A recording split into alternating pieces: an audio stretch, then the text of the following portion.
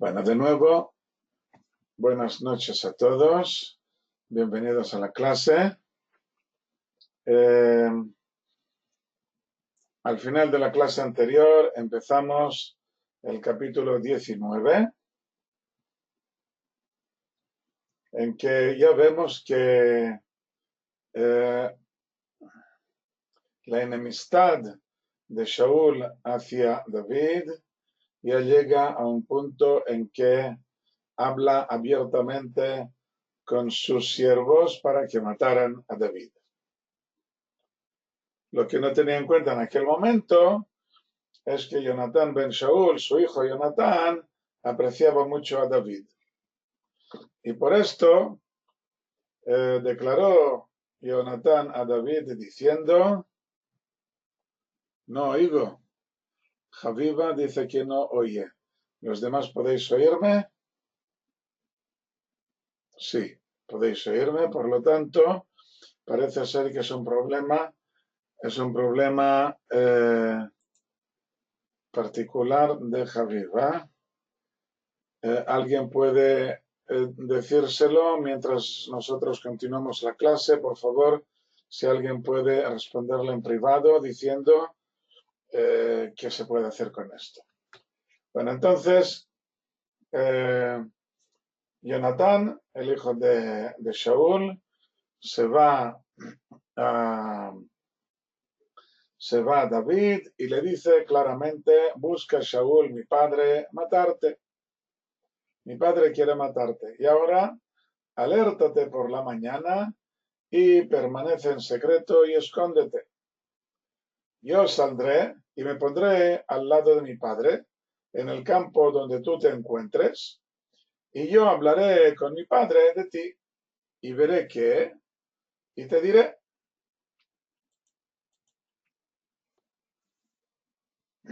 No está del todo claro si se refiere a ponerse físicamente a su lado, mientras pasean por el campo donde se esconde David, o si significa que me pondré de su parte para que me escuche. Y solo entonces hablaré en favor de David. Ya sabemos que cuando una persona está muy enfadada con alguien, es casi imposible hacerle cambiar de opinión al enfrentarse cara a cara. Mejor es simular que uno está de acuerdo con el enfadado y poco a poco intentar hacerle entrar en razón. Así hizo Caleb en la parashá de nuestra semana, del Shabbat que viene. Así hizo Caleb, uno de los 12 espías, cuando se dio cuenta de que todos estaban en contra de Moshe. Dice el Midrash que comenzó a hablar diciendo: ¿es esto lo único que nos ha hecho Moshe? Todos creyeron que iba a añadir más defectos de Moshe de lo que los otros espías habían dicho, y por eso se callaron para escuchar. Y entonces Caleb añadió: ¿no ha sido él, Moshe, quien nos ha sacado de Egipto por su intervención ante el Creador?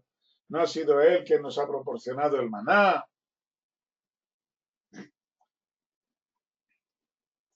Claro que solamente cuando se tiene la intención de calmar a la persona enfadada, solamente entonces puede hacerse una cosa así. Y con la clara intención de acabar hablando bien del otro.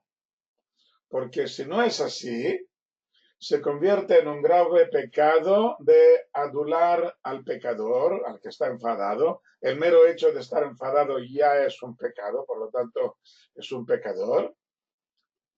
Entonces, quien le adula, entonces esto es un grave pecado. Y también es un pecado de atizar el fuego de la discordia. Atizar el fuego de la discordia, esto también hay que ir con mucho cuidado con esto. Shalom, Francis, bienvenido. Porque cuando se adula a los malvados, estos se animan y lo hacen todo más grave. Los aduladores encubren las malas acciones y los adulados pueden llegar a exigir que hagan algo más por ellos. y así los introducen en el ciclo vicioso. Y aunque todo esto no ocurra, la adulación de los malvados es un grave pecado. Pero Jonatán no está intentando adular a su padre en su mal comportamiento, lo hace solo para salvar a David.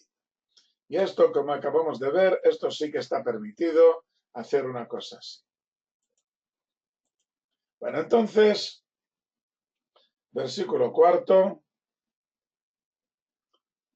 Y habló Jonatán de David bien a Shaul su padre, y le dijo: no peque el rey contra su siervo, contra David, puesto que él no ha pecado contra ti, pues sus actos han sido muy buenos para ti.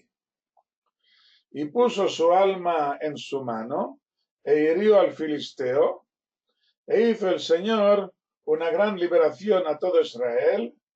Lo viste y te alegraste. ¿Y por qué pecarás en sangre inocente matando a David gratuitamente? Ok, entonces veamos esta expresión de aquí. Puso su alma en su mano. Es la expresión en hebreo para decir que se puso en gran peligro. Parecido al castellano, poner el corazón en un puño, que significa estar en un estado de angustia y tensa expectación ante un desenlace inminente. Esto es la expresión de poner el corazón en un puño. Y aquí la expresión del Tanaj, que dice puso su alma en su mano, significa que se puso en gran peligro. Jonatán no hace más que recordarle a su padre la historia muy reciente de David, que ha sido tan solo positiva y de la que no puede quejarse. Las quejas se refieren solo a unas sospechas infundadas, mientras que los elogios de David se basan en unos hechos muy conocidos por todos. También Jonatán pone su alma en su mano al defender a David, puesto que se está enfrentando de nuevo con el rey. Ya ha estado él mismo a punto de morir a mano del rey a causa de su comportamiento, y se salvó solo gracias a la intervención de sus camaradas de armas. Tal vez por esto sienta la obligación de intervenir, de interceder por David. Jonatán consigue devolver la relación entre el rey y David a como era antes, ayer y anteayer, como antaño en castellano. Devuelve la situación a como era antes de la batalla contra Goliat, en la que se despertó la envidia, la desconfianza y el recelo, la hostilidad y la enemistad. Pero cuando el enemigo, el Yetzer Hará, la mala inclinación, cuando el enemigo ha conseguido penetrar al corazón, no basta con una simple conversación para sacarlo fuera. Es necesario usar trucos, estratagemas muy cuidadosas para librarse de él definitivamente, para que no vuelva a colarse a la primera oportunidad. Está claro que Shaul ha caído presa de su mala inclinación, de la envidia y el recelo. Si quiere librarse de ella, tendrá que luchar para hacerlo. Tendrá que profundizar hasta llegar a la raíz del problema y conseguir desarraigarla por completo. Parece que la raíz está en su falta de confianza en el Creador, como si Dios pudiera cometer errores o como si se le pudiera engañar, como si el hombre pudiera engañar al Creador. Necesito explicar esto un poco más, a pesar de que las cosas parecen suficientemente claras, pero a veces es necesario añadir un poco más. Que no lo tengo escrito ya aquí, pero lo digo así para vosotros, que en realidad el problema de mucha gente, y tal vez también de Shaul, es que no acaban de tener clara esta conexión que hay entre el Creador y la humanidad. El Creador está en continuo contacto con la humanidad. No con todos, así por las buenas. Es necesario saber cómo llevar a cabo esta conexión por medio de la oración, por medio del estudio de una forma correcta, por medio de los profetas. Pero es posible. Pero hay mucha gente que no lo acaba de tener claro. Y se creen que todos son suposiciones, se creen que todos son inspiraciones muy difusas y que no podemos tomarlas al pie de la letra. Y por esto tal vez cuando el profeta Shmuel le dice algo, Shaul se lo toma como un buen consejo, incluso como una inspiración divina, pero no como una orden divina. Y por lo tanto esto le lleva a cometer errores muy graves en que se supone que Shaul supone que puede hacer ligeros cambios y no pasará nada. Y esto le lleva luego al final, le lleva al resto de sus errores. También Shaul, sigo leyendo en el papel que tenemos enfrente, también Shaul tiene su alma en su mano para decidir hacia dónde se dirige su vida, pero da la impresión de que no lo entiende, que se pone en un peligro del que no es consciente o contra el que no tiene armas para luchar. Su hijo le ha prestado ayuda en un momento determinado y tiene tiempo para pensar en una solución más sólida. O sea, ahora en el texto, en el párrafo que estamos viendo, su hijo Jonatán le está prestando una ayuda en un momento determinado para librarse de esta envidia que siente hacia David. Y regresa al comportamiento, a la relación que tenía con David antes de la batalla contra Goliat. Y ahora tendrá tiempo para pensar en una solución más sólida. No puede perder el tiempo, ya que el enemigo acecha continuamente.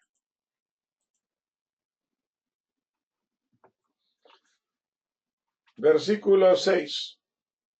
Y escuchó Shaul la voz de Jonatán, y juró Shaul: vive el Señor si es muerto, si David es muerto.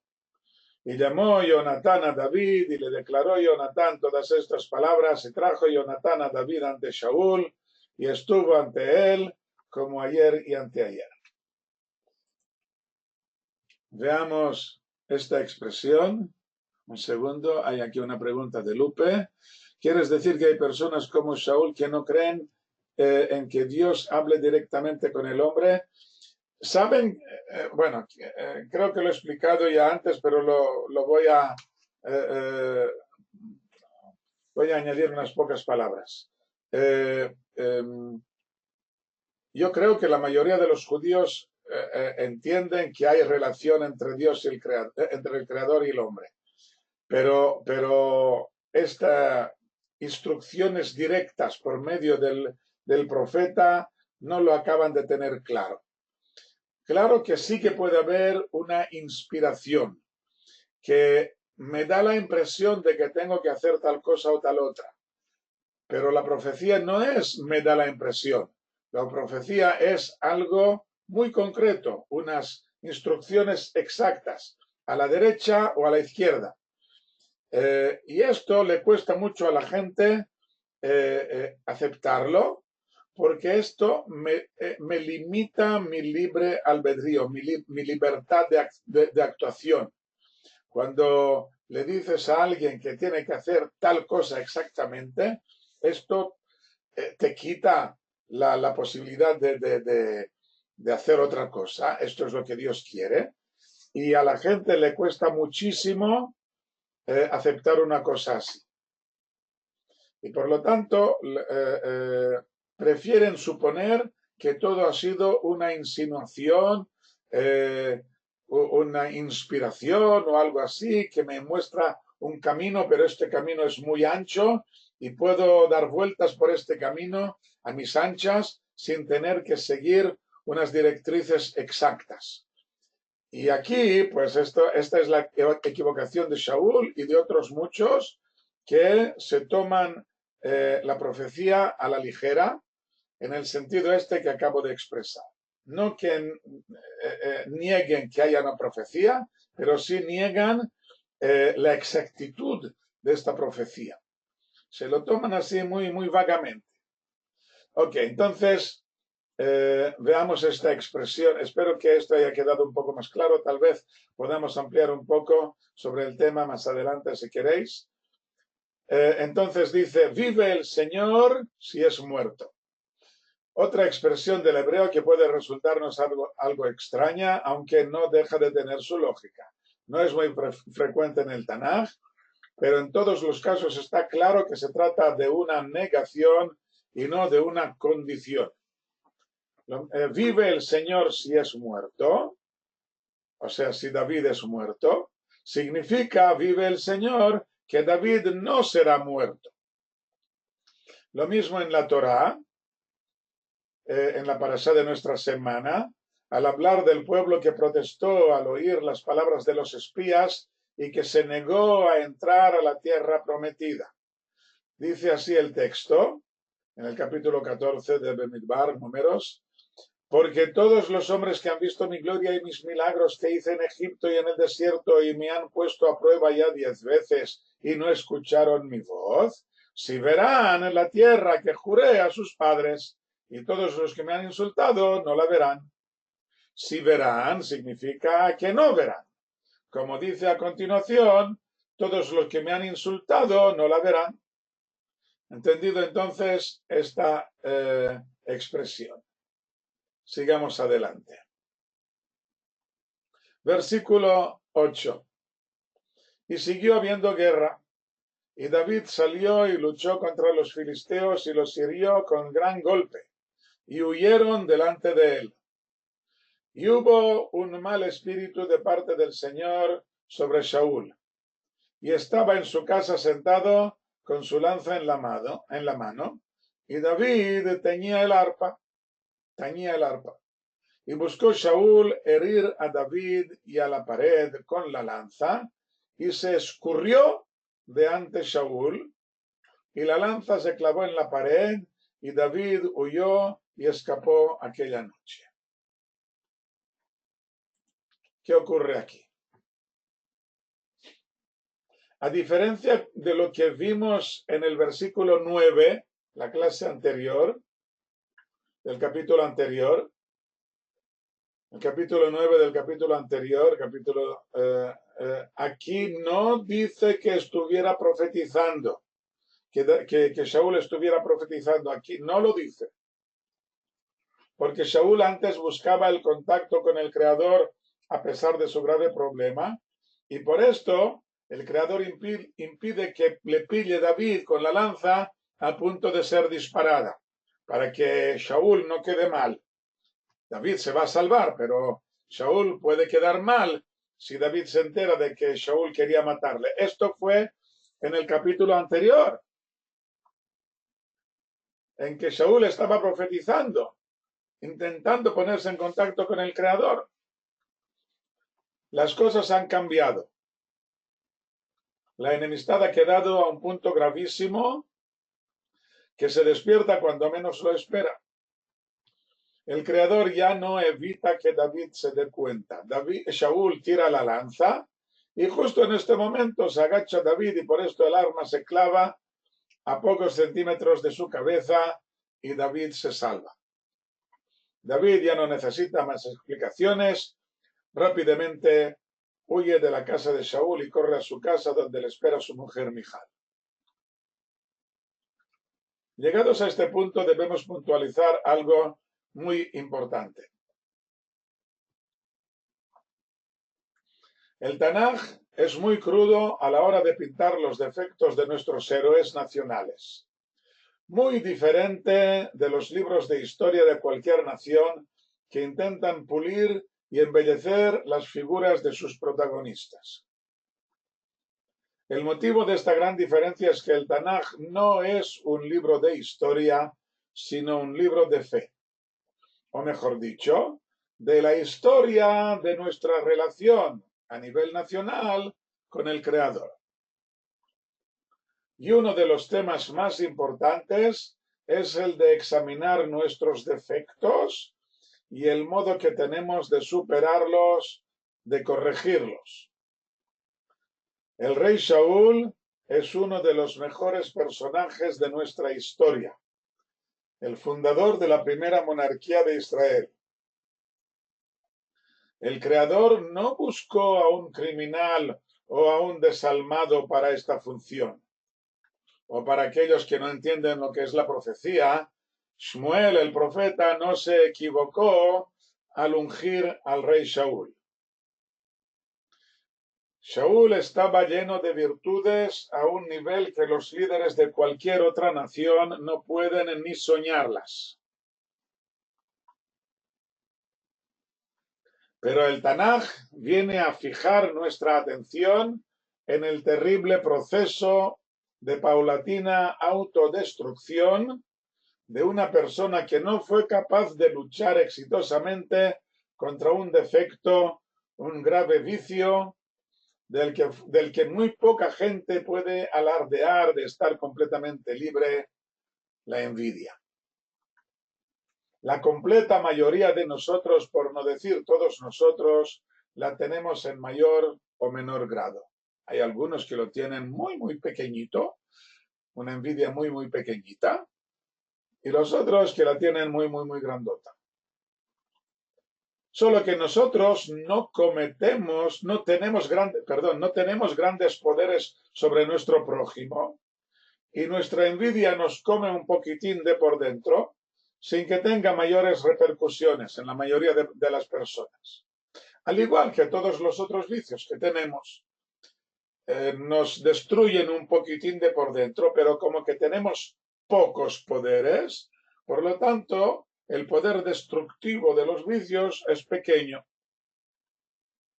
El Tanaj nos muestra y demuestra que cuando una persona con poder, un rey o gobernador, se rinde a sus vicios, puede causar terribles estragos. La inmensa mayoría de las grandes figuras de la historia del mundo en cualquier nación pueden empezar como grandes idealistas, pero no tardan en deteriorarse. Desde los principios de la historia hasta nuestros días, un sinfín de ejemplos con escasas excepciones. Cuando preparaba esta clase, empecé a recoger ejemplos desde la época clásica hasta nuestros días. Tengo una lista larguísima, pero resultaba ya demasiado pesado meter todos los ejemplos aquí. Pero cualquiera que tenga una pequeña noción de historia sabe que lo que estoy diciendo aquí es correcto. Claro que nosotros nos decepcionamos al ver que los héroes del Tanaj también tienen vicios y defectos humanos.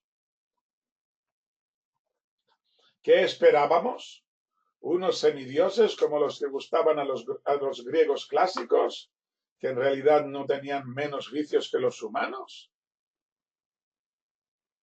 El Talmud explica que cuanto más alto llega una persona en la perfección de sus virtudes, precisamente entonces más nos fijamos en los pequeños detalles que en cualquier otra persona serían casi invisibles. ¿Y por qué el Tanaj lo pinta así al rey Shaul? Yo pongo, por ejemplo, una camisa resplandecientemente blanca que se ve ensuciada por una pequeña mancha. Todos los ojos se fijan en la mancha y se deforma la visión hasta darnos la impresión de que lo único que hay es la mancha. Cierto que la mancha luego crece cuando Shaul no es capaz de limpiarla, cuando se deja llevar por malos consejeros. Pero al fin y al cabo, Shaul es un hombre positivo y lo tomamos como ejemplo a pesar de su defecto. Damos su nombre a nuestros hijos o a nuestras hijas, como mi mujer Shaula, porque sabemos fijarnos en la mayoría positiva. Y recordamos que la envidia, como cualquier otro vicio, puede ser superada. Más aún, una persona con este nombre se fijará más en ella, en este vicio, y se esforzará en eliminar la envidia de su vida y su comportamiento, como para corregir a posteriori la imagen del rey Shaul.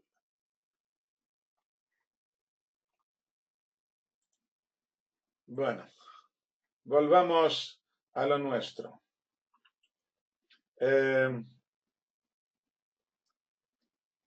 Versículo 11.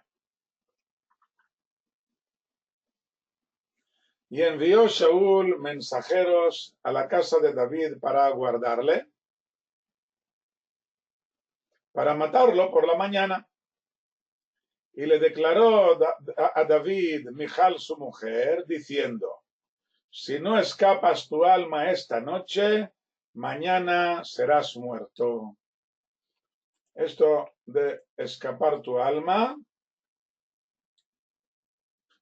escapar, el verbo este usado aquí en forma de verbo transitivo, librar el alma del peligro. Y teniendo en cuenta que tu alma en realidad significa tu vida. Por supuesto, Michal está del lado de su marido y no del de su padre, tal y como debería ser siempre que se plantea un conflicto de este tipo. Así dice el libro de Breshit, el Génesis, por esto abandonará el hombre a su padre y a su madre y se adherirá a su mujer y serán una sola carne. Las almas de marido y mujer deben adherirse, fundirse en una sola. No todos somos capaces de llegar a este nivel de comprensión, de ajuste entre almas, que le permita a una incluso adivinar lo que la otra desea antes de que lo diga en voz alta y ser así una sola carne. Tu deseo es el mío, tu necesidad es la mía, almas gemelas las llaman. Michal ama a David, como hemos visto, y por esto es capaz de engañar y mentir a su padre para salvar a su marido. Su amor, sin duda, es correspondido por David. Por esto resulta más trágica la situación en que van a ponerse a partir de este momento. Van a tener que separarse. Y lo grave que será cuando David acceda al trono y destituya por completo la casa de Shaul, teniendo en cuenta de que Michal, su mujer, es hija de Shaul. ¿Qué ocurrirá entonces?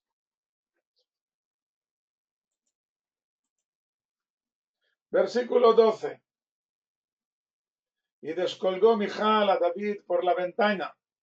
Le sacó por la ventana. Le están esperando junto a la puerta y ella lo descuelga por la ventana.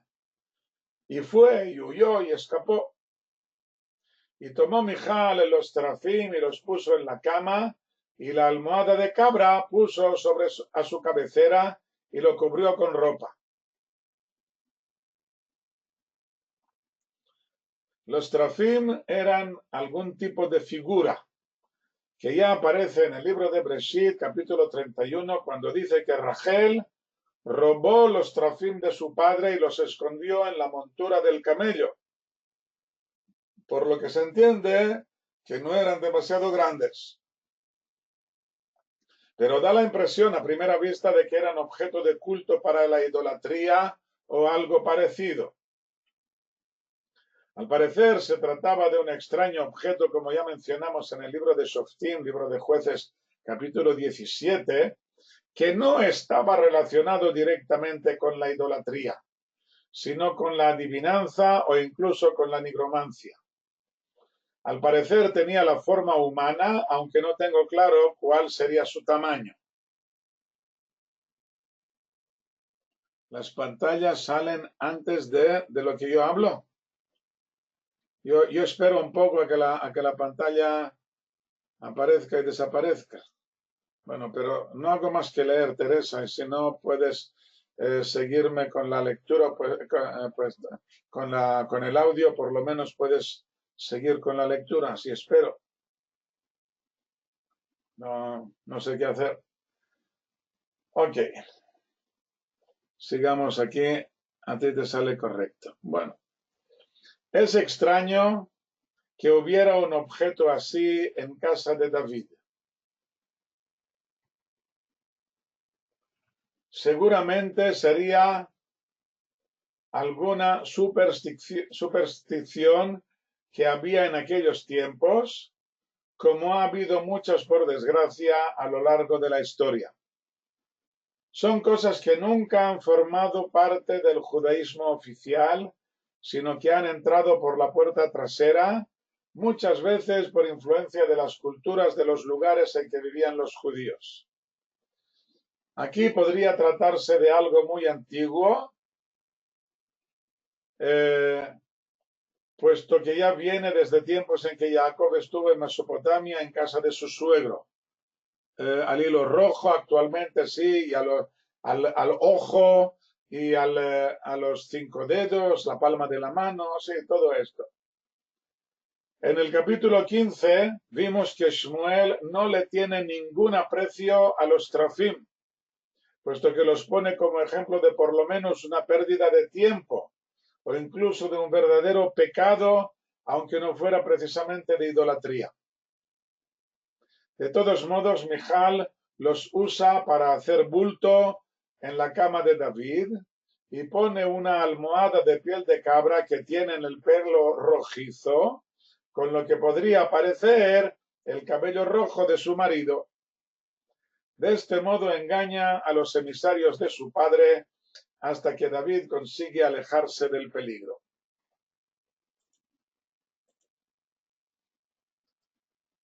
Leamos de nuevo, versículo 13. Y tomó Mijal los trafim y los puso en la cama, y la almohada de cabra puso a su cabecera y lo cubrió con ropa. Y envió Shaul mensajeros para tomar a David. Ella dijo, está enfermo. Y envió Shaul mensajeros a ver a David diciendo, subídmelo en la cama para matarlo. Y vinieron los mensajeros y aquí los trafim estaban en la cama y la almohada de cabra a su cabecera.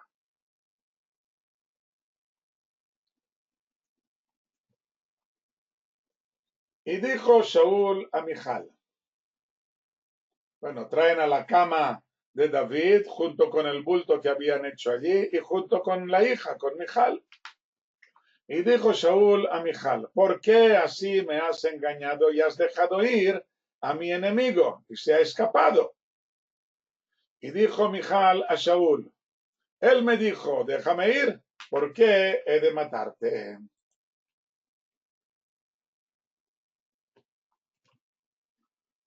¿Por qué he de matarte? Que si Mijal no dice esto, se convierte en cómplice de David y por ende se pone a sí misma en peligro de muerte por parte de su padre. La misma excusa que pone por la primera mentira sirve también por la segunda. Es muy interesante ver cómo dos hijos de Shaul, Jonatán y Mijal, se ponen de un modo tan claro y peligroso del lado de David y frente a su propio padre. Ambos están seguros de la inocencia de David, pero no consiguen convencer al rey.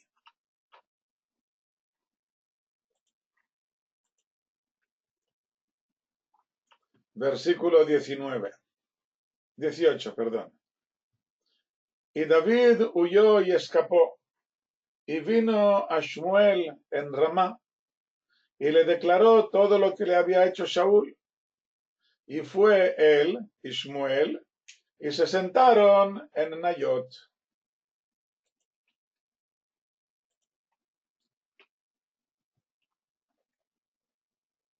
David huye buscando a Shmuel porque necesita entender qué ocurre y necesita hacer planes para su futuro. ¿Cuál será su plan? Corre a Ramá, la ciudad de Shmuel, y los dos juntos van a Nayot. A primera vista parece que se trata de un lugar, y la traducción al arameo dice que era el lugar de estudio, la escuela de los profetas. Como vemos a continuación que allí había un grupo de estudiantes de profecía. Un lugar para esconderse, para encontrar la respuesta a su pregunta vital de cuáles son las intenciones de Shaul o de a dónde debe huir. El Midrash lo desvía hacia otro lugar. Hay una corrección de Kri y Ktiv, o sea que se escribe de una manera y se lee de otra, al intercambiar las letras del nombre de este lugar, Nayot.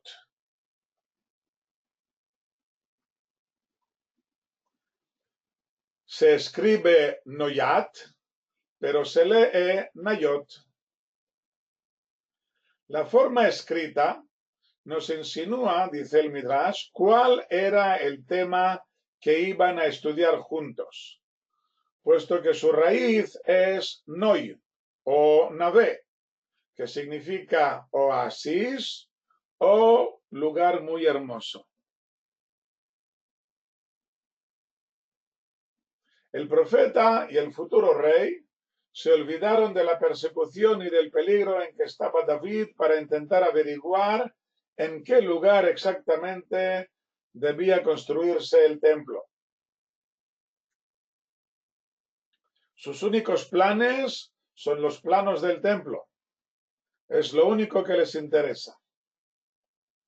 El templo es un oasis en medio del desierto de la vida profana.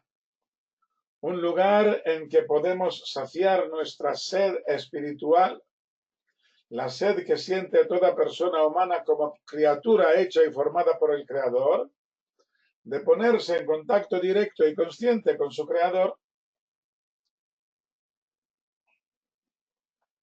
David describe esta búsqueda en el Salmo.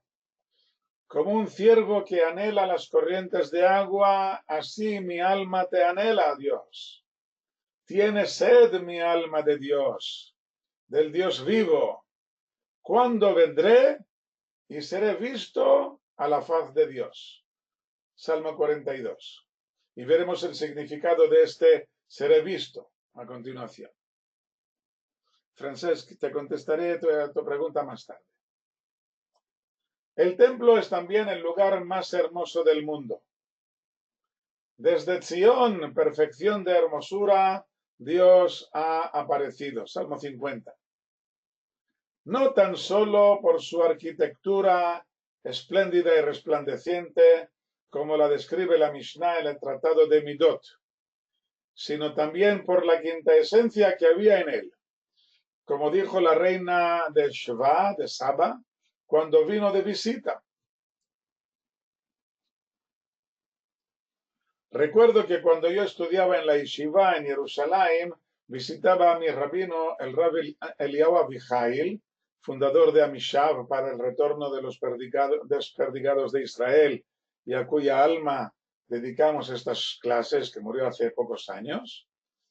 Cuando iba a visitar a mi rabino, me mostró varias veces el cuaderno en que escribía sus descubrimientos cabalísticos sobre la arquitectura del templo, diciendo que era algo completamente extraordinario. Hay que tener en cuenta que en la jerga cabalística los números tienen mucha importancia. Y cuando hablamos de las medidas del templo, pues todos estos números entran en acción y tienen su significado. El rabino Avihail me decía que la reina de Sheba era muy sabia y que por esto sus dudas y preguntas eran de un nivel intelectual mucho más allá de lo normal. y que cuando vio la arquitectura del templo quedó maravillada, puesto que la arquitectura en sí respondía a sus preguntas esotéricas de un modo que solo los iniciados podían entenderlo. Y mi rabino, el Rab Eliyahu Abihail, intentaba explicármelo a mí hace ya más de 30 años, cuando yo no entendía nada, casi nada. Hay que recuperar este cuaderno. De todos modos, David y Shmuel se ponen a estudiar el lugar exacto en que deberá construirse el templo, la forma que debe tener, las estancias y los departamentos, las proporciones de cada uno de ellos, para qué servían y qué significado espiritual tenían. Así dice el Salmo 132. Si daré sueño a mis ojos, a mis pupilas en sueño, hasta que encuentre un lugar para el Señor, residencia para el fuerte de Jacob. Todo esto lo recibe David por escrito, de manos del profeta Shmuel, después de haber participado él mismo en las pesquisas. En el primer libro de Crónicas, casi al final, al describir las preparaciones de David para la construcción del templo, dice: todo por escrito, de mano del Señor sobre mí hizo entender todas las obras de la figura del templo. Porque esto es lo que le interesa a David. No tan solo un contacto esporádico con el Creador, sino que se convierta en algo permanente. No un tabernáculo que se traslada de un lugar a otro como una mujer que se pasea por la calle arrastrando su velo, que así lo describe el Talmud en el Tratado de Shabbat, sino un lugar fijo y estable por los siglos de los siglos. Cualquier persona podrá llegar al templo y ponerse en relación íntima con el Creador. Y esto debe ser exactamente en la misma montaña en que Abraham, el padre de muchos pueblos, construyó el altar para el sacrificio de su hijo. Así dice el libro de Crónicas, el segundo libro de Crónicas al principio. Comenzó Shlomo a construir la casa del Señor en Jerusalén, en el monte de Moriah, en que apareció a su padre David en la era de Ornán el Jebuseo. El mismo monte en que estuvo Abraham, como dice el libro de Bereshit 22, y dijo: toma ahora a tu hijo, a tu único, a quien amas, a Isaac, y vete a la tierra de Moriah y elévalo allí como una elevación, olá, sobre uno de los montes que yo te diré. Y llamó a Abraham el nombre de aquel lugar, el Señor verá, por el que se dice hoy, en el monte del Señor será visto. O sea, el lugar en que se cumplirá el mandamiento de ser visto 3 veces al año, en el templo. Así dice el libro de Shemot, el Éxodo, capítulo 23, 3 veces al año será visto todo tu varón en la faz del Señor, el Señor. El texto dice del Señor, y luego viene el tetragrama, que normalmente traducimos por el Señor, de modo que resulta una redundancia imposible de traducir.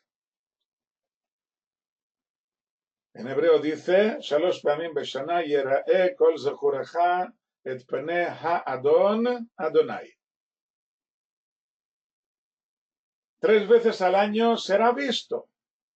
Y así vimos antes, como rezaba el rey David: cuando vendré y seré visto a la faz de Dios. O sea que quiero presentarme en el templo, quiero construir el templo. ¿Cuándo podré venir y presentarme, ser visto a la faz de Dios? En el primer libro de Crónicas hay 8 capítulos enteros, del 22 al 29, que describen las preparaciones que hace David para la construcción del templo, a pesar de que en un momento muy temprano ya sabía que no sería él quien lo construiría. Pero para que no pueda decirse de él que Sión es ella, no tiene quien pregunte por ella. Hay un versículo en el libro de Jeremías, que dice, pobrecita Sión. Sión es el lugar donde estaba el templo. Pobrecita, no tiene quien pregunte por ella. Nadie se preocupa por ella. David no abandona ni por un momento el tema de la presencia divina en el mundo, busca y rebusca la posibilidad y las condiciones para que se convierta en algo asequible y permanente. Javiva pregunta, estas 3 veces al año se refiere a la fiesta de Pesach, Shavuot y Sukkot, como aparece allí en el libro de Shemot, capítulo 23, unos pocos versículos antes se mencionan las 3 fiestas, Pesach, Shavuot y Sukkot. El mandamiento de la peregrinación al templo, que debía llevarse a cabo 3 veces al año, para ser visto ante Dios, para que Dios te vea allí presente. Okay. Volvamos de nuevo a nuestro texto. Y aquí voy a contestar a la pregunta de Francesc.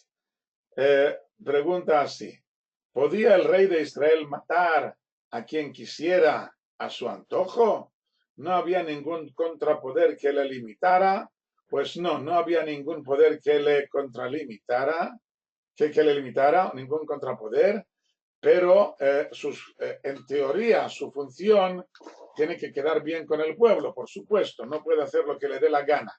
No era realmente a su antojo, sino que él, en caso de que se sospeche de que hay traición, entonces, o que alguien le contradice explícitamente, no quiere hacer lo que el Dios, lo que el rey le ordena, entonces el rey puede darle muerte. Esto ya aparece al final del primer capítulo del libro de Josué, en que las tribus de Gad y de Reubén le dicen a Josué, le dicen a Josué, para poder gobernar tiene que haber aquí una obediencia en caso de haber órdenes directas. Cuando hay órdenes directas, tú tienes la posibilidad de dar pena de muerte a quien te contradiga. Y en caso de traición, pues en cualquier nación del mundo hasta hace muy poco tiempo, había consejos de guerra y se quitaban de en medio a los traidores. Shaul, por supuesto, podía hacer exactamente lo mismo. No hay ningún reproche en que quite de en medio a los traidores. El problema es que tiene que estar seguro de que es un traidor y tiene que poder demostrarlo a los demás. Pero si puede demostrarlo, entonces no hay ningún problema. No es necesario ni siquiera un juicio, a pesar de que es aconsejable, por supuesto, siempre escuchar la opinión del otro, porque puede haber malentendidos, como siempre, como está ocurriendo aquí, que hay malentendido. Pero está claro que Shaul está convencido de que David es un traidor y le falta solamente demostrarlo.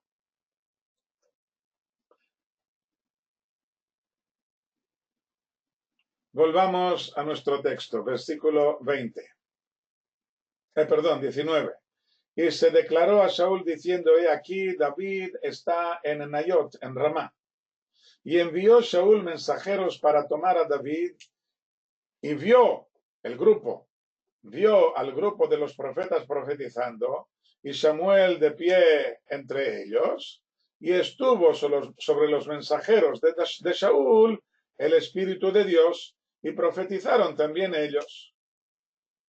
Y le anunciaron a Shaul y envió otros mensajeros. Y profetizaron ellos también. Y siguió Shaul y envió mensajeros terceros. Y profetizaron también ellos. Y fue también él a Ramá y vino hasta el gran pozo que hay en Seju y preguntó y dijo, ¿dónde están Shmuel y David? Y dijo, el que lo dijo, he aquí en Nayot, en Ramá. Y fue allí a Nayot, en Ramá, y estuvo sobre él también él, el Espíritu de Dios, y fue yendo y profetizando hasta que vino a Nayot, en Ramá. ¿Qué ocurre aquí? ¿Qué ocurre aquí? Algo completamente extraordinario, ya que los mensajeros, los soldados, no estaban preparados para esto, para profetizar. De pronto se despierta en todos ellos el sentido de la profecía, un nervio trascendental que posee todo judío, aunque muy pocas veces sea capaz de usarlo. Hay profecías que hablan de que en el futuro todos los judíos serán capaces de usar este sentido de profecía. De pronto todos ellos se convierten en profetas, en un caso muy fuera de lo normal, como el que vimos en el momento de la entrega de la Torá, en que todo el pueblo fue capaz de captar sin intermediarios el mensaje del Creador. Y el fenómeno aquí se repite 3 veces, hasta que llega el mismo Shaul y él también recibe el espíritu del Creador. Ya hemos visto muchas veces que en la profecía podían recibirse todo tipo de mensajes, unos particulares para el profeta y otros que debían ser transmitidos a otras personas, oraciones o incluso generaciones más adelante. Unos eran mensajes espirituales y otros eran conocimientos que no podrían alcanzar por medios normales, como por ejemplo, ¿qué sucederá en el futuro cercano o lejano? ¿Por qué me ocurrió tal cosa o tal otra? Y también había un tipo de profecía que llamamos cercanía al Creador. Como dice el Salmo 73, y yo, la cercanía de Dios me hace bien. Algo que no necesita ningún mensaje, como un niño que abraza a su madre en silencio, o como los novios que se sientan juntitos, calladitos, y esto les hace sentirse bien, sin que necesiten hablar. No sabemos qué mensajes recibieron los soldados de Shaul, ni tampoco el que recibió el rey. Lo que sí sabemos es que no bastó para calmar a Shaul, ni para apagar sus celos y su envidia, ya que el profeta sigue siendo una persona humana con su libre albedrío, que puede usar para bien o para mal. Recibirá la profecía según su situación espiritual en aquel momento, aunque a continuación la pierda o la desperdicie. Por lo tanto, Shaul puede recibir un grado determinado de profecía, porque se lo merece en este momento por otras cosas que habrá hecho durante su vida. Y por esto él recibe este don de la profecía en un momento determinado, pero al día siguiente o al cabo de media hora puede hacer lo que le dé la gana, sigue teniendo el libre albedrío. Nos puede resultar muy fácil juzgar el comportamiento de Shaul al tener estas cualidades extraordinarias sin que hiciera con ellas el uso que debería. Por eso debemos recordar que la balanza siempre está en equilibrio. Los factores positivos siempre están en equilibrio con los negativos, de modo que la elección entre el bien y el mal sea siempre muy difícil y exija nuestro esfuerzo espiritual.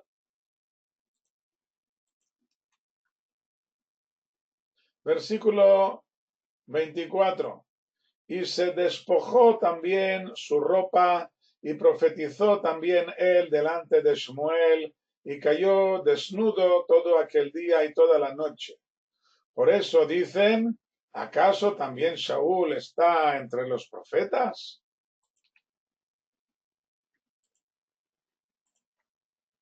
Es indispensable que el profeta sepa despojarse de todas las cáscaras que nos cubren, como si fueran vestiduras, lo que en hebreo se llaman klipot, las cáscaras.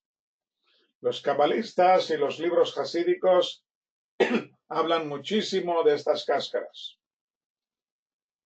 Cada mala acción, cada pecado, consciente o no, crea una cáscara muy fina que cubre nuestro corazón o nuestra capacidad espiritual y son hereditarias. Podemos recibir las cáscaras de nuestros padres si ellos no han sido capaces de librarse de ellas. Aunque fueran capas de seda, cuando se van acumulando una sobre otra, impiden por completo la visión. Así, nuestras propias faltas van formando la barrera que nos separa del Creador. Así dice el libro de Isaías, capítulo 59, pues vuestros pecados separan entre vosotros y vuestro Dios, y vuestras faltas encubren la faz de vosotros de oír. Nosotros no le oímos y él tampoco nos oye a nosotros. Se hace el sordo. Nuestro deber es desprendernos de estas capas que nos cubren. Nuestro deber y nuestra necesidad vital. Con cada buena acción nos libramos de una cáscara. Con cada nuevo conocimiento de la Torá descubrimos nuestra alma de la ropa que la esconde. En un esfuerzo extraordinario podemos llegar a momentos de gran lucidez en que nuestra alma resplandece con todo su fulgor, aunque sea por un breve momento. El profeta debe librarse de todas las capas hasta que su alma quede desnuda ante el Creador y así se hace digno de recibir su mensaje. Ante la presencia de Shmuel y del resto de los profetas y de sus propios soldados que han llegado a este nivel, también Shaul es capaz de llegar de nuevo a despojarse de la cáscara de la envidia que le alejaba del Creador y se hace digno de recibir la palabra divina, aunque luego caiga de nuevo en el vicio. Y luego podrá volver a recuperarse. Y por cierto, seguramente su nivel espiritual le hacía digno de un tipo de profecía muy suave, muy ligero, muy bajo. Y por eso podía llegar a imaginarse que el resto de los profetas también tenían este mismo nivel que él tenía, sin recibir instrucciones exactas, vete a la derecha o a la izquierda, sino solamente esta cercanía al Creador. Los sabios lo denominan un movimiento de correr y regresar, de ida y venida. Como vemos en la descripción de las vivientes, los querubines, que hace el profeta Yehezkel. Y las vivientes corriendo y regresando, como la visión del relámpago, ya que no somos capaces de resistir la enorme tensión de la presencia divina por mucho tiempo. Y por esto tenemos recaídas, salvo poquísimas personas que son capaces de aguantar el tipo sin necesidad de descansar.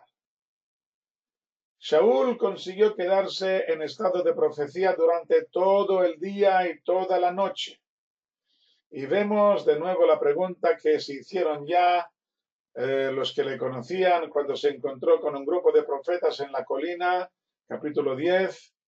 ¿Acaso también Shaul está entre los profetas? Bueno, pues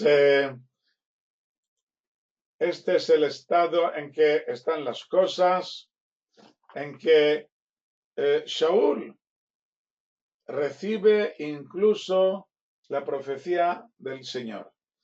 Esto debe darnos una clara sensación de que Shaul no era un desalmado, Shaul no era un criminal, Shaul no era una mala persona, es digno de profecía, cosa que millones de personas muy buenas no han conseguido llegar a ello. Para llegar a ser profeta, aunque sea en un nivel muy bajo, hay que ser muy buena persona. Claro que él también tiene sus defectos como cualquier otra persona. No hay ninguna persona sin ningún tipo de defecto. Todos debemos tener por lo menos algo malo, algún defecto, porque si no tuviéramos defectos ya no seríamos criaturas, ya seremos el creador, y esto no es así. Tiene que haber algún defecto. El problema es qué hacemos con el defecto. Está claro que Shaul lucha para librarse de este defecto, pero no lo consigue por otras circunstancias que no tiene en cuenta. No es capaz de desprenderse de este vicio suyo, pero sigue siendo muy buena persona y por eso recibe la profecía.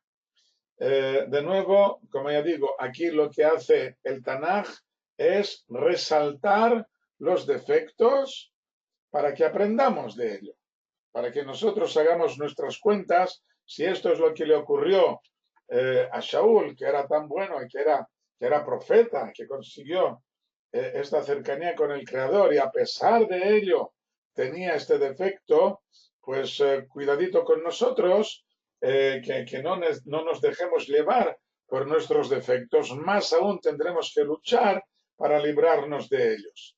De nuevo, os recuerdo lo que hemos visto antes en esta misma clase de hoy, en que en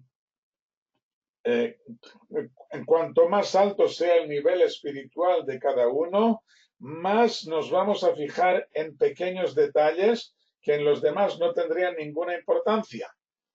Y por lo tanto, en Shaul, pequeños detalles se convierten en algo terrible. Mientras que puede ser que nosotros hagamos fallos muchísimo más graves y no nos cuentan tanto como le contarían a él, porque le juzgan a cada uno según su nivel, según el nivel en que está en aquel momento. Dice Lupe, una gran anciana, exactamente. Nosotros, nuestra misión es ver únicamente las virtudes de los demás. Dejad en paz los defectos de los otros. Tenemos dos ojos, uno para ver las virtudes y otro para ver los defectos. El ojo de las virtudes es para el prójimo y el ojo de los defectos es para cada uno, para sí mismo.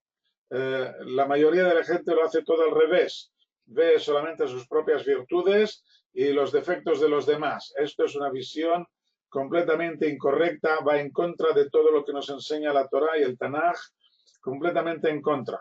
Nosotros tenemos que saber fijarnos en las virtudes de los demás y aprender de ellos, y en los defectos de nosotros mismos para intentar mejorarlos. Cierto que la Torá y el Tanaj nos resalta los defectos de la gente para enseñarnos una lección, para que nosotros aprendamos.